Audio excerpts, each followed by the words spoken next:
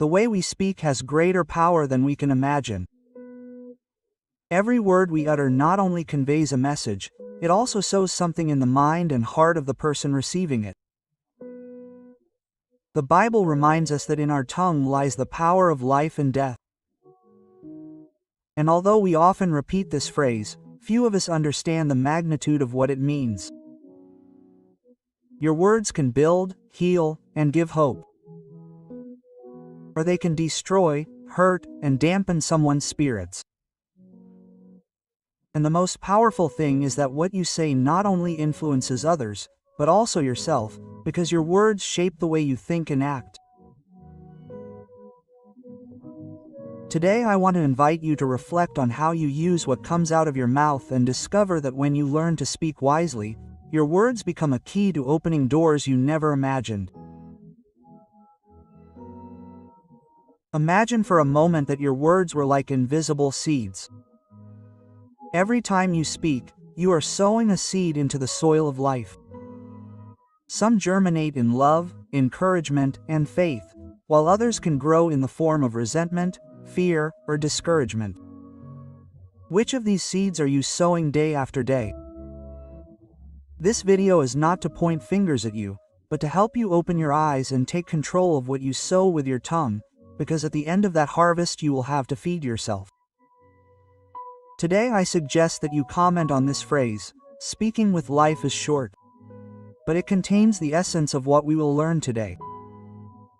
Write it down below and join this community that wants to sow words that build. Now, prepare your heart, because what comes next can change the way you speak and therefore the way you live. Stay until the end because that may be the most special moment of this entire message. Part 1. The origin of the power of words. To understand why our words have so much power, we have to go to the beginning of everything, to the beginning of creation. The Bible tells us that God created the heavens and the earth with His word. He didn't use tools.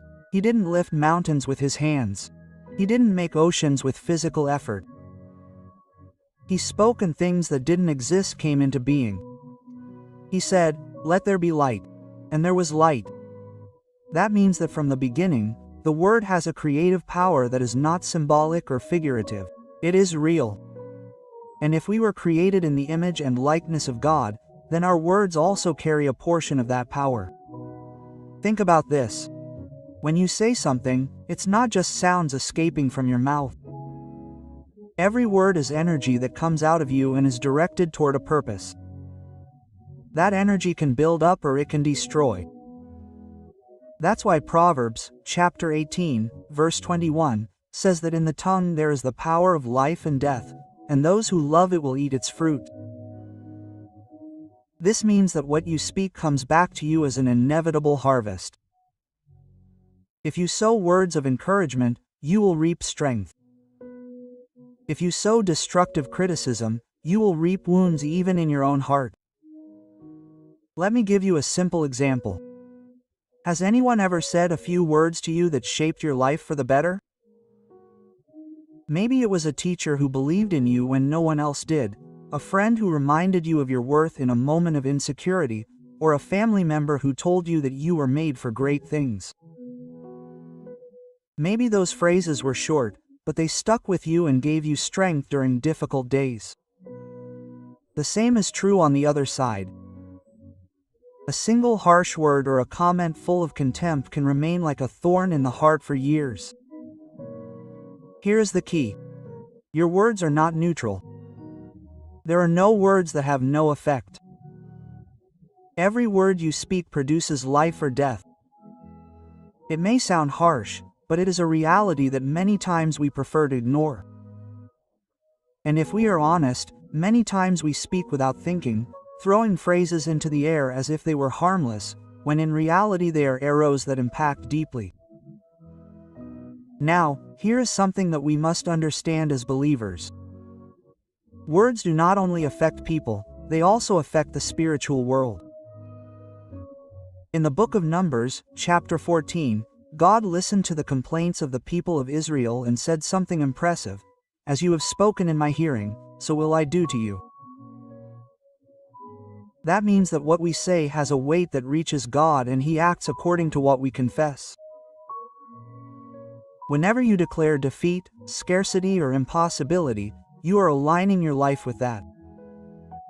But if you learn to declare faith, hope, and truth, you are opening space for God to act in that direction. It is not about repeating positive phrases as an empty ritual, but understanding that your words must be aligned with what God says. Therefore, before you speak, ask yourself, is what I am going to say building something or is it tearing it down? Am I sowing life or death? I want you to think about it carefully because this is the basis of everything we are going to develop in the following parts. If you manage to understand that your words are seeds and that every seed produces fruit, you will begin to be more aware and careful with what comes out of your mouth. And here comes the most incredible thing. When you change the way you speak, you begin to change the way you think. And when you change the way you think, you change the way you live. Part 2. Words and the atmosphere they create. What we say doesn't just hang in the air. It has the power to shape the atmosphere around us. Words are like the weather. They can bring bright sunshine that lifts everyone's spirits, or they can raise dark clouds that dampen the mood. You've probably walked into a place where people were arguing, and even though they'd stopped talking, there was a tension you could almost feel. That's because words leave an invisible imprint that influences the atmosphere. In the same way, you've probably walked into a place where people were speaking with respect, gratitude, and joy. There, the atmosphere was light, welcoming, and peaceful. This difference doesn't happen by chance. The Bible teaches us that out of the abundance of the heart, the mouth speaks. And when the heart is full of gratitude and faith, the words that come out create a healthy climate. This also applies to our closest relationships. A couple who speaks to each other with appreciation and care creates a home that they want to be in. On the other hand, a couple who throws harsh words at each other without thinking builds invisible walls that over time separate more than any physical distance. And the same happens with parents and children, friends or coworkers. This is where we must understand something important. Words are not just sounds, they carry a weight that we do not always see, but we do feel. That is why it is vital to learn to choose what we say, even in moments of anger or frustration. It is not that we can never express what we feel, but rather that we must learn to do so without destroying. Speaking the truth does not mean hurting, and correcting someone does not mean crushing them. On a spiritual level, the words we speak open or close doors. For example, when you declare that there will be provision, peace, and direction in your life, you are aligning your faith with what God can do. But if you live saying that you will never have enough, that you cannot change, or that everything will always go wrong, then you are giving strength to a future that you do not want to live. And here I want you to think carefully about this. Many of the battles you face didn't start outside, they started with what you yourself said and believed. Perhaps you've repeated phrases like, "I'm no good at this," or "things are always going badly for me." And without realizing it, you've built a mental framework that prevents you from moving forward. This isn't magic or superstition, it's a biblical and spiritual principle. What we confess with our mouths and believe in our hearts has a real impact. That's why one of the wisest decisions you can make today is to start watching what you say. It's not about living in fear of saying the wrong thing, but about developing a new awareness of the power of each word. Before you speak, think, will what I'm going to say help heal or will it hurt? Will it edify or destroy? Will it strengthen your faith or extinguish it? If you do this exercise daily, over time you'll notice that not only does the way you speak improve, but also the way you think and act. And the best part is that this change won't just be for you, it will also bless those around you. Part 3. Real, biblical examples of the power of words. To understand more clearly how words can transform a life or destroy it, let's look at some examples found in the Bible and also in everyday life. These cases show us that this is no minor issue. Words have determined entire destinies. Let's start with one of the best-known examples. David versus Goliath. The people of Israel were paralyzed by fear, and Goliath's words were like invisible spears that weakened everyone's spirits. Every day he would rise up and declare threats, mockery, and contempt. And what the Israelites heard gradually built an atmosphere of defeat. But a young shepherd named David appeared with completely different language. While everyone repeated that Goliath was too big to defeat, David said that he was too big to fail in his attack. He didn't speak from fear, he spoke from faith. Their words were not just motivational speeches, they were statements that aligned their minds and spirits with the victory that God had already prepared. This contrast is powerful. 2 men, 2 languages, 2 destinies. Goliath spoke to intimidate. David spoke to affirm God's truth. And in the end, the words of one fell to the ground with him, while the words of the other became history. Another example is seen in the spies sent by Moses into the Promised Land. 12 men observed the same land, the same cities, and the same giants. 10 returned saying that it was impossible to conquer, that they were like locusts before their enemies. And those words caused fear and discouragement among the people. Only 2, Joshua and Caleb, spoke with faith, assuring them that God would give them victory. As a result, the words of the 10 filled the people with fear and caused them to wander for 40 years in the desert. Instead, Joshua and Caleb lived long enough to enter and enjoy that land. This teaches us that what we say can open doors to promise or condemn us to walking in circles. But let's not think that this is something distant or only from biblical times. The same thing happens today. I have seen people who, in the midst of a crisis, use words that lift others up. A mother who tells her son that he will move forward even though things seem impossible. A friend who, in the midst of pain, reminds us that not all is lost. A leader who encourages his team when failure seems imminent. Those words change the atmosphere, inject hope, and cause people to try again. In contrast, I have also seen people who lock themselves in phrases of defeat. I can't, nothing changes. It's useless to try. Those words are like chains that bind their own hands. Even though the circumstances are difficult, those statements become prophecies that they themselves fulfill. Not because there is a mystical curse on them, but because their minds and their decisions adapt to the vision they have declared for themselves. This brings us to a key point. Your words are like a steering wheel that steers the course of your life. James chapter 3, compare your tongue to the rudder of a ship.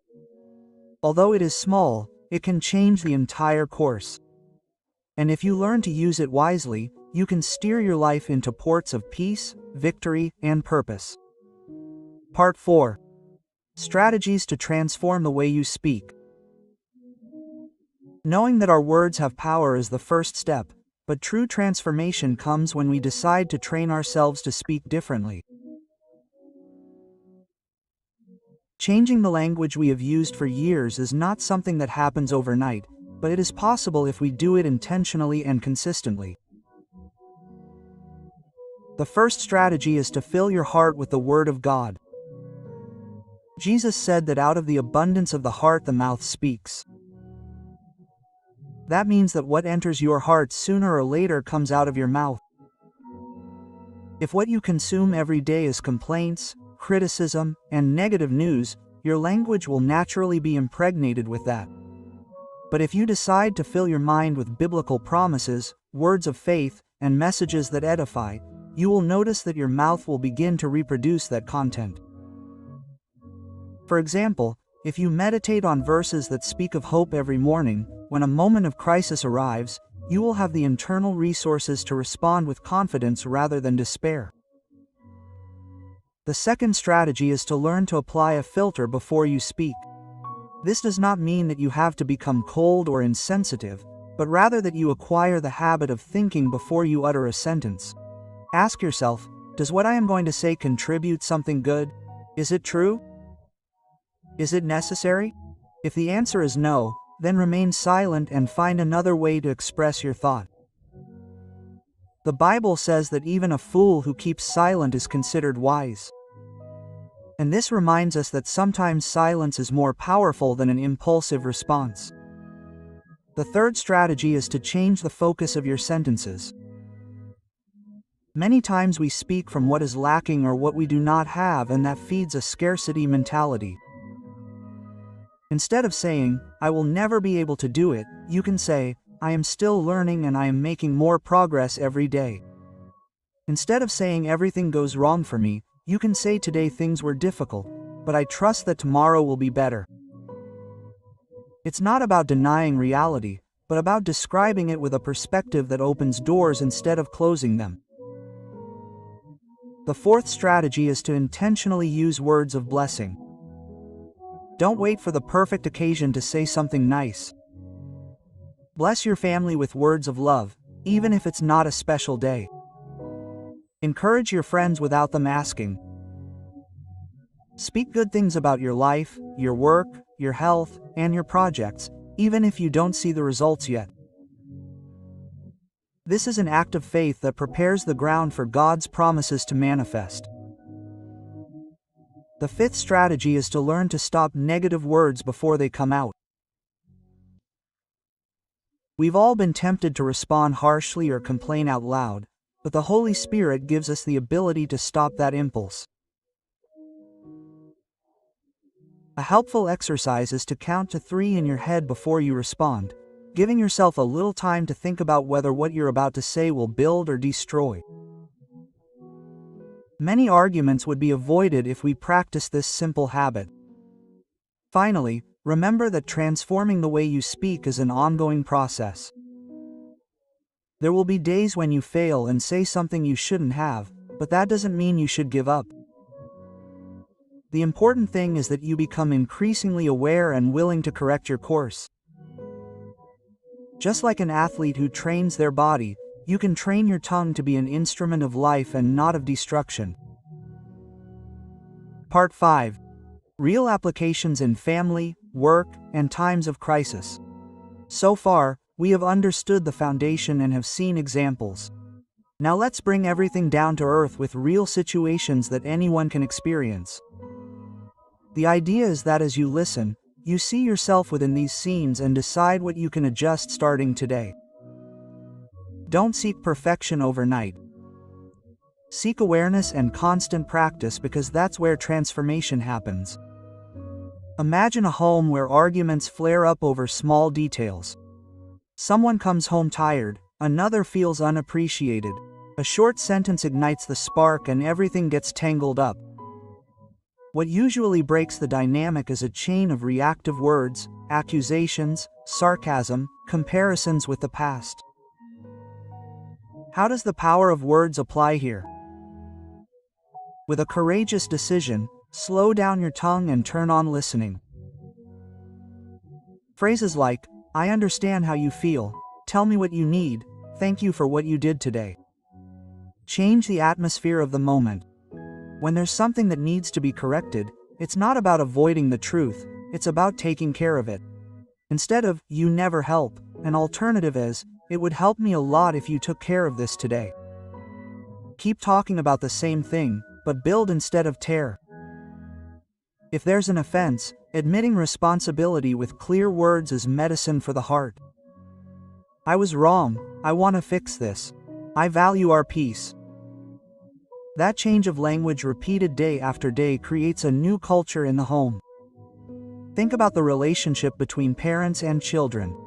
A child will repeat for years what they heard at home, especially at key moments.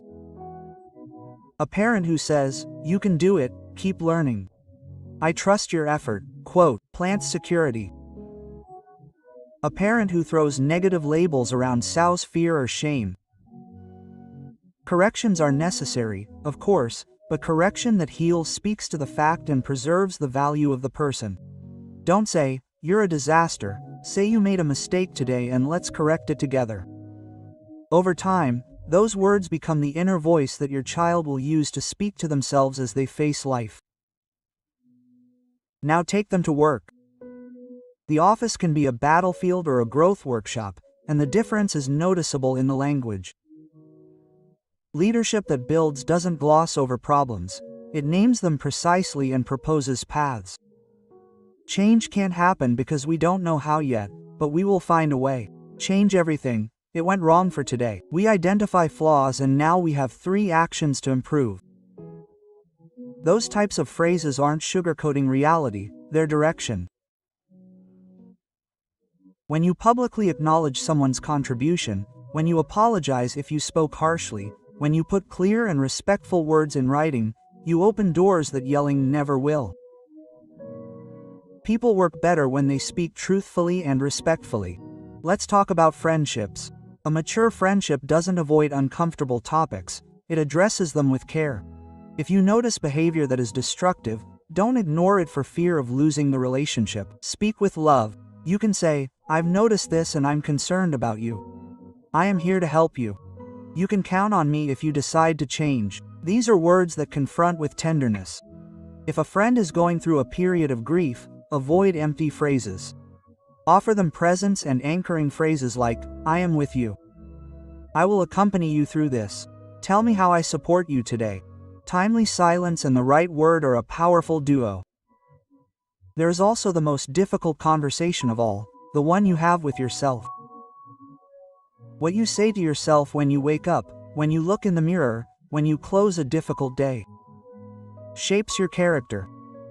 If your internal dialogue is full of definitive sentences like I am useless, I always fail, you keep closing yourself off. Change the register. Use process language. I am improving.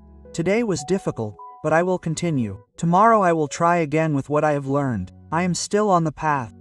This is not an illusion. It is about describing to yourself and training what you really are. If you have failed, acknowledge the fact clearly, extract the learning with concrete words and get back to the field. Now, crisis, illness, job loss, betrayal, doors that close. Language is vital here because your mind seeks narratives to sustain itself. The Bible teaches that out of the abundance of the heart, the mouth speaks. That's why what you decide to treasure is so important. On tough days, you need anchor phrases that keep you standing. Today I don't understand everything. I trust that there will be a way out. I will do what I have to do and leave the rest in God's hands. I will seek help and keep taking steps. It's a way of speaking that sustains your dignity and hope without denying the pain. Avoid cursing the future with your tongue. Name the pain without turning it into your identity. Say I'm going through a valley, I'm not a valley. And walk. Think about social media and chats. There we forget that there are real people on the other side and that each word leaves a mark. Before responding impulsively, take a breath. Ask yourself if what you're going to write is edifying, if it's necessary, if it contributes, if it just vents anger. Slow down. Responding respectfully to unfair criticism reveals self-control. Apologizing publicly when you make a mistake doesn't make you weak, it makes you believable. Remember that the algorithm of your inner life also learns from what you post. Don't feed your heart with what contaminates you. When the time comes to make big decisions, the words you choose create a mental framework. Say, I'm going to evaluate calmly, I'm going to ask for advice, I'm going to write down the pros and cons, I'm going to pray and bide my time. Speaking in this way forces you to follow a wise process and avoid impulsive phrases like I'll jump in without thinking or I'll give up on everything and save you from unnecessary regrets. I propose an exercise for this week that brings all of the above into practice. First, the word journal. At the end of the day, Write down 3 phrases that you said that were helpful and 3 that weren't helpful. Next to each one, write down how they made you and others feel. Second, conscious replacement. Choose 3 expressions that you repeat and change them for versions that are edifying. For example, from "I can never handle this" to "I'm still learning this." Everything goes wrong. Today, this or that failed, and tomorrow, I will do this differently. No one values me. I will express what I need clearly. 3. The pact of gentle correction. Ask someone you trust to lovingly point out when your language veers toward complaint or harshness, and commit to being grateful for that correction and adjusting in the moment. 4. Sown words. Each day, choose one person and send them a brief message that truly lifts them up without filler phrases. 5. Guided meditation. Take a Bible passage that speaks of a clean tongue and edification. Repeat it in your own words at the beginning of the day and before you go to sleep so that your heart is soaked and your mouth speaks from that abundance. I want you to visualize 2 scenarios within yourself. In the first, each day you make ironic comments, automatic complaints, and comparisons with others. Notice how your body tenses up, how your gaze blurs, how your creativity slows down. In the second, you choose words of clarity, gratitude, and purpose, even when things didn't go as you wanted. Notice the difference in your mood, in your energy, in your ability to resolve. Same day, same reality, 2 languages, 2 destinies. Your tongue is the rudder and today you can turn it. Some will say that speaking like this is naive, that life is harsh. Biblical wisdom teaches otherwise. Speak with truth and grace, with firmness and meekness. That doesn't make you naive, it makes you effective. Harshness that hurts rarely resolves. Clarity that edifies opens paths. The tongue guided by a heart aligned with God becomes a tool of justice, comfort, and direction. I'll end this section with an emergency map for times of pressure.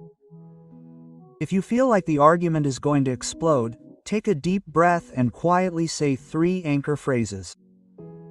I'm safe, I can listen. I'm going to respond calmly. If you make a mistake and say something wrong, make amends quickly with clear words. I overdid it. I want to try again. Thank you for giving me another chance. If you are plagued by thoughts of defeat, replace them with a sequence of action. Today I am moving forward with this, asking for help with this, and letting go of what I do not control.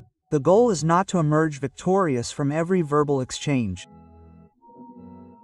The goal is to build a life where your words become a source of clean water for you and others. Part 6. Daily habits to maintain constructive language. So far, we have understood the basis, seen examples, and applied strategies to real situations, but there is a key point that we cannot overlook. If you do not transform this into a daily habit, over time you will revert to the language you have always used. That is why, in this part, we are going to structure a series of simple but consistent practices that will help you keep your words aligned with life and blessing, even on difficult days.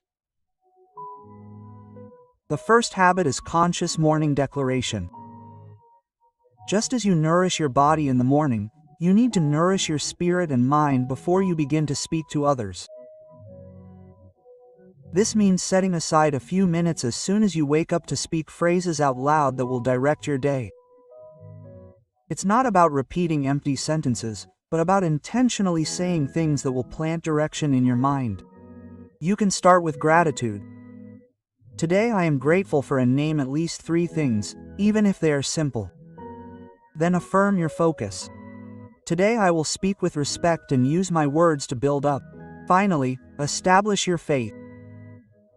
I trust that God will give me wisdom to respond with love, even in difficult times.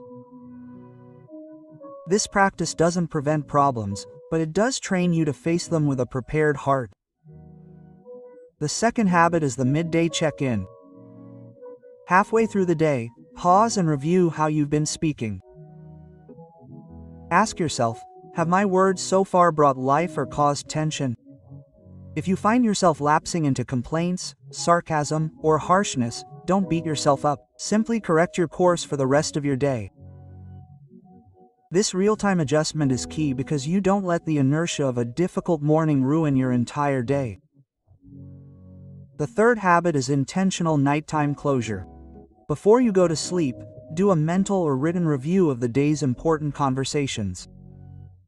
Identify 3 moments where your words were a blessing and 3 where they could have been better.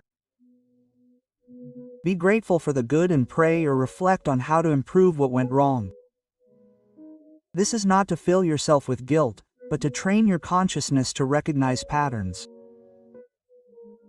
When you do this every night, your mind begins to automatically detect when a word is not aligned with what you want to build.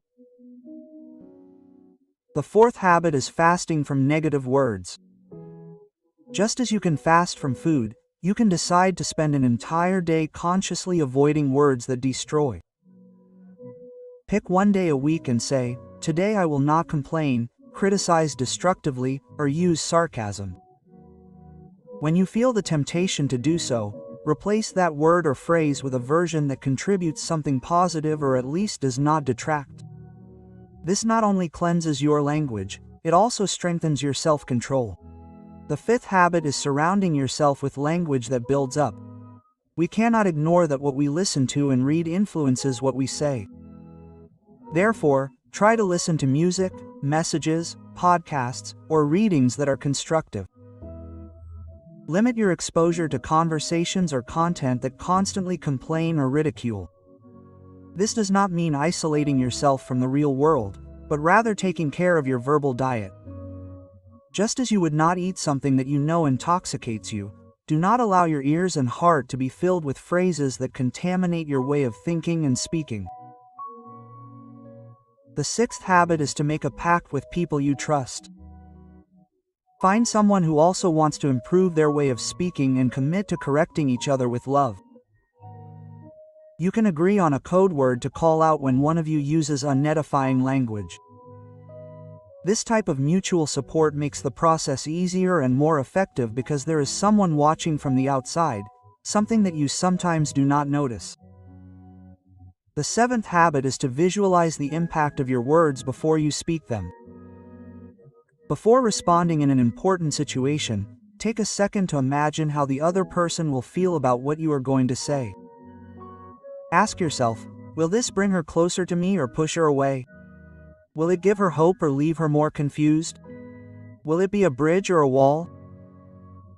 This little mental exercise changes many conversations that would otherwise end badly. The eighth habit is to reinforce learning with the Bible. Choose verses that talk about the tongue, speaking with grace, and speaking the truth in love, and repeat them in your own words. This is not just memorization, it is allowing those truths to renew your thinking so that your speech changes naturally.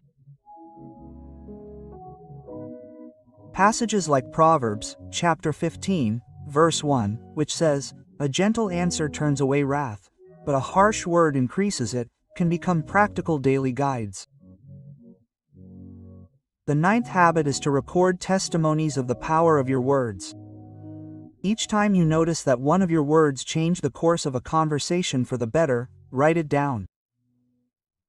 Do the same when one of your words caused harm and you were able to repair it. This record will help you remember why speaking with intention is worth the effort.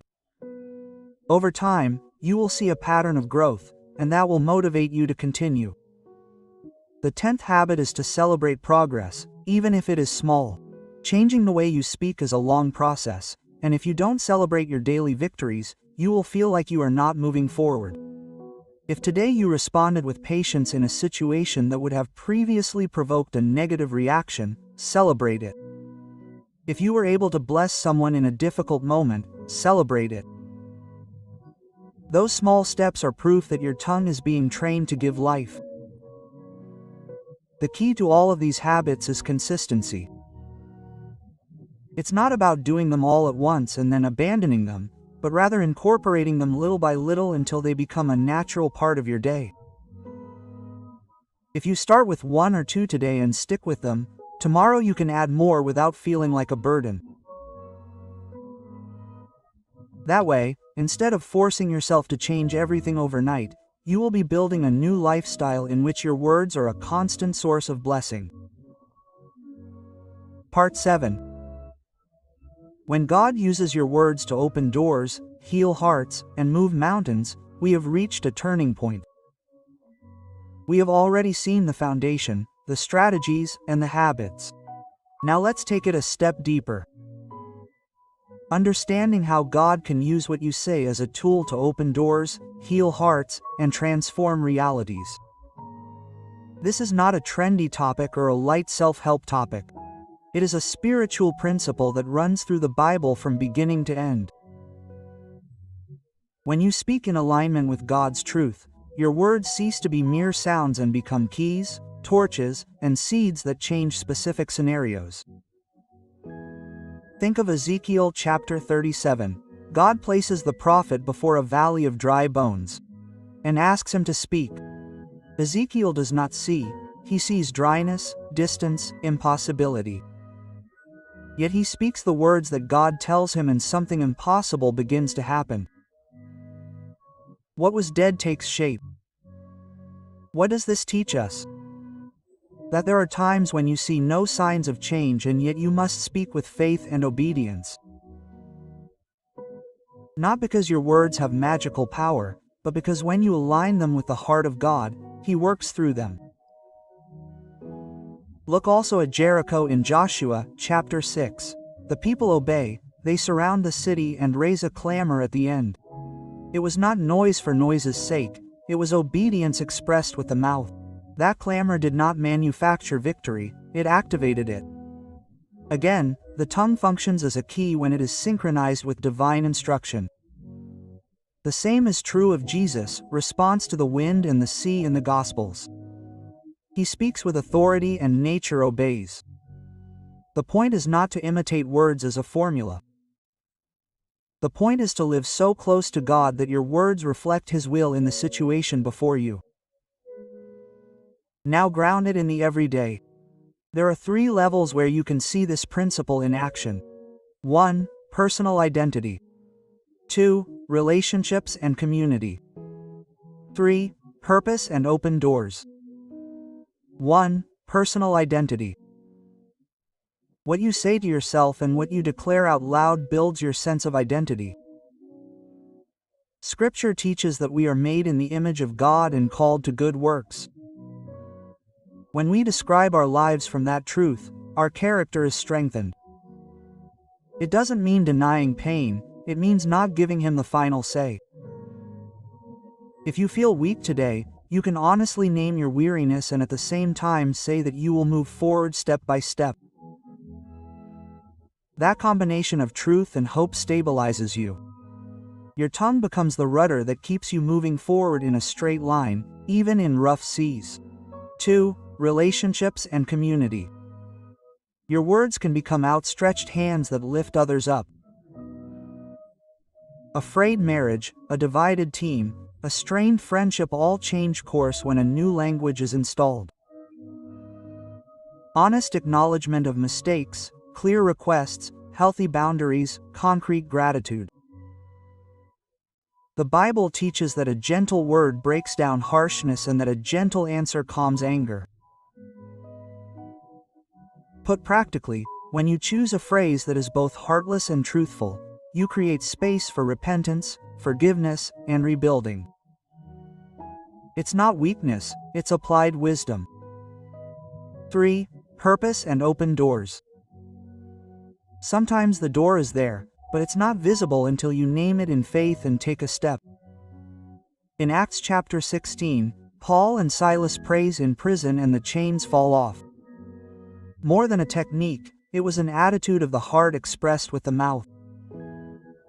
In your life, something similar happens when, faced with a stalled project, you decide to change the verbal story of defeat for a story of responsibility and hope, and you call on others with words that guide.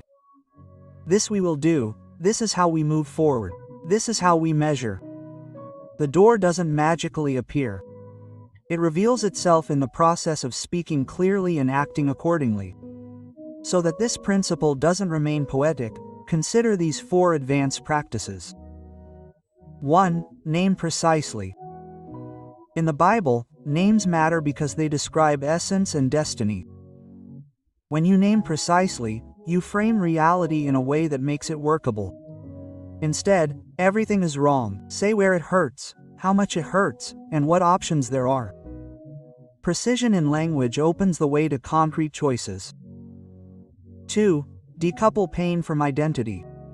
You can say, I am grieving today, without saying I am defeated. You can acknowledge setbacks without proclaiming them as your definitive story. This verbal difference allows you to receive comfort while also maintaining hope. 3. Bless specifically. Blessing is not reciting pretty words. It is declaring in detail the good you long to see according to God's character in a child, in a spouse, in a team, in your city. The more specific you are, the more specific your responsibility becomes to live up to what you declare. 4. Confront with grace. Truth without grace is latent. Grace without truth dilutes. Speak truths that point the way, not just the fault. Offer paths of repair with the same tongue that points out the error. Then your words not only expose, they also edify. You may wonder how to distinguish between speaking in faith and denying reality. The difference is in the direction. Denying reality avoids diagnosis. Speaking with faith assumes it and proposes a path. Denying reality leaves you immobile. Speaking with faith sets you in motion. Denying reality covers up. Speaking with faith transforms. Therefore, when you hear yourself saying there is no way out, ask yourself if you described the problem accurately, if you asked for advice, and if you took the first possible step. Many times, the way out began to be built when you changed 3 sentences of defeat for 3 sentences of responsibility and hope. Let's return to the healing of the heart. There are wounds that will heal with time and support, and your words can accelerate or delay that process. Saying, I believe you, I am here, thank you for trusting me, validates the person and opens the way to restoration. Saying, I believe you, I am here, thank you for trusting me, minimizes everything, always creates drama, only deepens the damage. The tongue can be an ointment or a hurtful salt. Decide that your voice will be a safe place for those around you. And when it comes to asking, learn the art of clear petition. Asking directly and respectfully mobilizes responses. Hinting with irony or passive demands produces resistance. In your home, at work, in your projects. Say what you need with details and timing, and also offer what you are going to give. Verbal clarity summons wills, a necessary warning. This is not superstition. It is not about repeating formulas to force results. It is about aligning your tongue with the truth, wisdom, and character of God, and living in coherence with what you say. Words that bless are accompanied by decisions that sustain that blessing. You declare peace and act as a peacemaker. You declare provision and administer with order. You declare forgiveness and truly let go of the offense. That is where your words and your steps walk together. To close this section, I leave you with a map of deep implementation for the next few days. First, choose a specific area where you need to see an open door and write 3 statements of truth and responsibility about it. 2. Identify 2 people you will bless with specific words and consistent actions. 3. Select a Bible passage about the tongue and rewrite it in your own words to carry with you throughout the week. 4. Establish a small circle of trust with someone who will help you keep your language aligned and agree to a brief review each weekend. If you do this consistently, you will see how your tongue ceases to be a nervous steering wheel and becomes a steady rudder that, in God's hands, steers you through safe waters. Part 8. Language Guides for Critical Times. So far we have covered the biblical foundation, daily practice, and spiritual projection of the power of words, but we need something very concrete, a verbal manual for moments of high tension. There are moments when emotions run high, the pressure is intense, and any misplaced phrase can close doors, hurt relationships, or block solutions. If you train your tongue for these moments, you will not only avoid harm, you will also be able to transform a hostile environment into fertile ground for understanding, healing, and progress. Let's break these scenarios down into 4 key areas. Hot family conflicts, tough medical news, stressful financial decisions, and leadership under pressure. In each, I'll give you a practical, biblical approach, sample sentences, and possible reframes so that you always have a response that builds up. 1. Hot family conflicts. In the home, quick arguments often arise from accumulations of small, unresolved annoyances. The problem is that in the moment of anger, words tend to be weapons rather than tools. The first step here is to stop the verbal escalation. Before you respond, take a breath and remember. Proverbs, chapter 15, verse 1. A gentle answer turns away anger, but a harsh word increases it. Example of a reactive sentence that destroys: you always do the same. You never think of me. Reframe that builds: this thing that happened made me feel ignored, and I need to talk about it to resolve it together. Another example: if your partner or child speaks to you in a harsh tone, instead of returning the same tone, you can say, I understand that you're upset. Let's talk when we can hear each other without shouting. This phrase doesn't condone the insult, but it does de-escalate it. In romantic conflicts, avoid absolutes like always, never, everything, nothing. These generalizations encompass and attack the other person's identity. Replace them with descriptions of specific facts. A practical principle: in family arguments, if the atmosphere becomes heated, shift the focus to the solution. Phrases like, what can we do now to fix this? Or, I'd like us to agree on a concrete step to move forward, changes the course of the conversation. 2 difficult medical news stories. The challenge here is that words carry the weight of pain, fear, and sometimes hopelessness. When you're the one receiving the news, what you say can affect your emotional stability and that of those around you. When you're the one delivering it, what you say can shape how the other person copes with the process. If you receive difficult news about your health, avoid definitive statements that close off hope, such as, this is the end, or, there's nothing we can do. Instead, acknowledge the reality and make room for faith and action. This situation is difficult, but I will pursue all options and trust that God will give me strength for each step. If you're the one delivering the news, combine truth and comfort. For example, the results show a significant challenge to your health and we're going to need a clear plan. You're not alone in this. We'll find the best route together. Remember that words in these moments not only inform, they also contain. The way in which naming the situation helps shape how it will be handled. 3. Stressful financial decisions. In the financial realm, stress can lead to blame, accusations, and hasty decisions. Here, your words should become anchors of calm and direction. Unhelpful phrases: we're broke. This is a disaster. There's no way out. Uplifting phrases: we're in a tough financial spot, but we're going to review options, prioritize expenses, and seek additional income.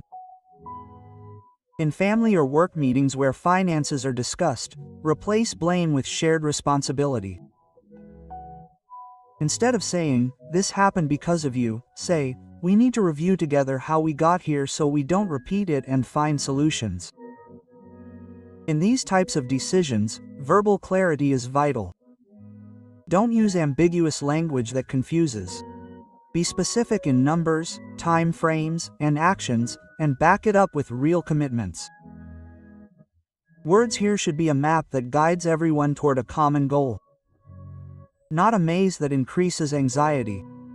4. Leadership under pressure. When you're leading and the atmosphere is tense, a project is behind schedule, a mistake has come to light, or the team is feeling discouraged, your language sets the tone for the collective reaction. A leader who verbally panics sends everyone into chaos. A leader who communicates with assertiveness and hope points the group toward the exit. Instead of shouting out who was at fault, you can say, "We need to understand what happened so we can fix it fast and prevent it from happening again." This establishes accountability without paralyzing fear. When the team is feeling discouraged, generic phrases like, "Come on, you can do it." Quote. Use specific recognition. "I know this has been an intense month and I value everyone's effort. Let's adjust the plan to make the load more manageable and move forward better." In leadership under pressure, your words should not echo the problem, they should be the beginning of the solution. Naming the objective, detailing the next step, and acknowledging what has already been done creates a productive work environment, even in the storm. Verbal protocols for high impact. I want to leave you with an outline that you can apply at any critical moment to keep your tongue under control and aligned with life. 1. Breathe and pause. Before speaking, give your mind a few seconds to filter out raw emotion. 2. Acknowledge reality. Name the event without embellishment or exaggeration. 3. State your intention. Clearly state what you want to achieve with this conversation. 4. Propose a concrete step. Focus your words on an achievable action. 5. Close with hope. Even if the situation is dire, end with a sentence that projects direction. We have walked a profound journey together.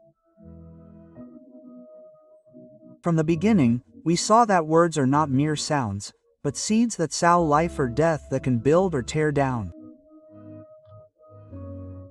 We understood that God Himself designed the universe with His voice and that since we are created in His image and likeness, we carry within us an echo of that creative power. We learned that our tongue has the ability to open paths, heal relationships, lift fallen hearts, and at the same time destroy if we use it without wisdom. In each part we have explored different dimensions. We understood the spiritual origin of the power of speaking. We saw the daily impact of our words on family, work, and relationships. We discovered practical strategies to take care of what we say. We learned how to react in critical moments. We delved into verbal restoration to heal when we fail. And finally, we saw how to armor our language so that life is our natural reaction, even under pressure. Now, before closing, I want you to take all of this and personalize it. It is not about remembering each step as a rigid list, but about internalizing the central principle. Your words are a reflection of your heart, and your heart can be transformed so that it that comes out of your mouth is always aligned with love, truth, and God's purpose. The real test of this message, the true change, will not be seen in a moment of calm, but in the moments when everything inside you wants to respond harshly, with sarcasm, or with complaint. It is there, in the heat of the moment, when it will be shown if you have cultivated a new language. When instead of returning evil for evil, you choose to speak with grace, you will be living what Jesus taught, that out of the abundance of the heart the mouth speaks, and that a good tree bears good fruit. This change will also be seen in your internal dialogue. And you begin to speak to yourself with the same compassion, truth, and hope with which you want to speak to others. You will be creating a cycle of life that feeds on itself. The words you sow in yourself will sustain you to sow in others, and what you sow in others will return to you multiplied. The commitment you can make today: I propose a personal verbal pact. Write it down and save it. Read it every morning for the next 30 days and adjust it as needed. Today I decide that my words will be an instrument of life. I will speak truthfully, but with grace. I will correct without humiliating. I will bless even when I receive offense. I will be silent when my words do not edify. And I will plant in myself and in others the seeds of hope, faith, and love that I want to see grow. When you make these kinds of commitments and repeat them intentionally, your mind and heart begin to align. And when that alignment is consistent, your mouth becomes a source of life without you having to force it. The invisible impact you can't measure. One right word at the right time can save a marriage, keep a young person from giving up, restore a father's relationship with his son, give hope back to someone who thought they were no longer worth following. And the most amazing thing is that many times you won't even know the full extent of what you said. Your words can travel farther than you can imagine, touching hearts you'll never see face to face. The calling for you. Today is the time to decide that your tongue will not be a weapon of destruction, but an instrument of God to give life. Start with what you have at hand, your family, your friends, your coworkers. Practice with them, but don't stop there. Use social media, messages, calls, everything at your disposal to sow words that edify. And remember, taking care of your language is not just a matter of education or courtesy, it is a spiritual strategy. Every time you choose to speak with love and truth, you align yourself with the character of God and become an active part of His work in the world. Preparing to close the video. Now, prepare your heart because in this video the most special thing will come at the end. I want you to stay until the last second, because there we are going to declare together words that will not only be a closing, but a beginning, the beginning of a new lifestyle in which every sentence that comes out of your mouth is a sowing of life. When we get to that moment, it will not just be a pretty reflection, it will be a commitment that you can make here and now, and if you keep it, it will change the atmosphere of your home, your work, your relationships, and even your relationship with yourself. And as we have already said, what you sow with your tongue today, tomorrow will be the fruit you have to eat.